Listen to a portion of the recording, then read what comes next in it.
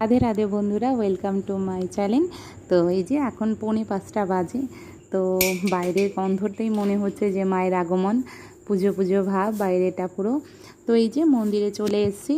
তো এই যে এবার মাকে দর্শন করে নেব। তো এবার ছেলেকে রেডি করে নিয়েছি। তো ওই যে ওর স্কুলের গাড়ি চলে এসছে। তো এবার ওকে স্কুলের গাড়িতে তুলে দিলাম। তো এবার স্কুলে আসতে চলে যাবে ও। তো এবার আমি বাড়ি ফিরে এসেছি। তো টিউশন ছিল, সকালে টিউশন করা হয়ে গেছে। তো এবার দুপুরে রান্না। তো এই যে দুপুরে রান্নার জন্য এই যে আমি মাশরুম, এটাকে একটুখানি হালকা ঝোলে ভাপিয়ে নেব। আর মাশরুমে আমি দেবো ক্যাপসিকাম। তো এই যে ক্যাপসিকামগুলোকে একটু আমি হালকা তেলে ভেজে নেব। তো ওই যে এদিকে ভাতও বসিয়ে দিয়েছি। তো হালকা করে তেলে এটাকে ভেজে নেব। এর সাথে আমি দিয়ে দেবো মাশরুমগুলো। তো এই যে মাশরুমগুলোকে আমি ছোটো ছোটো করে কেটে তারপর এটাকে ভালো করে ধুয়ে নিয়েছি। তো এই দুটোকে আমি একসাথে ভালো করে কড়াইয়ের মধ্যে নেড়ে নেব।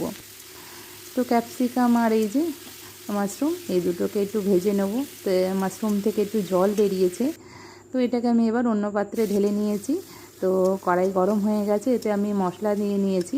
তো এর মধ্যে আমি দিয়েছি 4 মগজ, গোটা জিরে, আর দিয়েছি আদা, টক দই দিয়ে ভালো করে পেস্ট করে নিয়েছিলাম। তো এই যে মশলার মধ্যে আমি মাশরুমের আর ক্যাপসিকাম যেটা আমি ভেজে রেখেছিলাম হালকা করে সেটা দিয়ে নিয়েছি। তো মাশরুমটা আমার প্রায় রেডি হয়ে গেছে। তো একটু চিনি দিয়ে এটাকে আমি নামিয়ে নেব। এই যে এটাকে নামিয়ে নিয়েছি। তো আজকে একটু করব বেগুন বাসন্তী করবো একটু।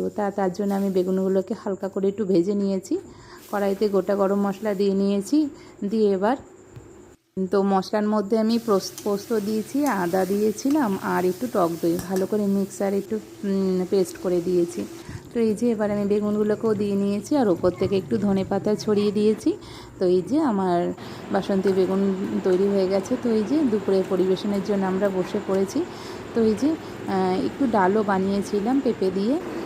তো এই যে ইনি না দেখছি প্রায় এখন আসছেন। ইঁদুর ধরতে পারছে কিনা আমি বলতে পারবো না, কিন্তু উনি খেলাধুলো করে আবার নিজের মতন চলে যাচ্ছে। তো ছেলে তো পড়তে গেছে। তো আমি সেই ফাঁকে এসেছি একটুখানি সন্ধ্যের দিকে ছেলের জন্য একটু জলের বোতল কিনবো।